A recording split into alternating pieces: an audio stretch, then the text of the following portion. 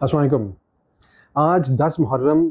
تھی، چونکہ مغرب کا ٹائم ہو چکا ہے اور ہم سب نے 10 محرم کو روزہ رکھا، اور خوشخبری کی بات یہ کہ ہم نے 10 کے بعد 11 کا بھی رکھنا، چونکہ جنہوں نے 10ویں کا روزہ رکھا 10 محرم کا، تو یا تو اس کے ساتھ 9 کا بھی رکھا 9 محرم کا اور 10 کا، یا پھر 10 کا اور 11 کا، چونکہ یہ حدیث بھی ہے کہ اسلام کے آنے سے بہت پہلے بھی یہود و نصارہ جو تھے وہ 10ویں محرم کا روزہ رکھتے تھے، اور اسلام سے فرق کیا واضح ہوا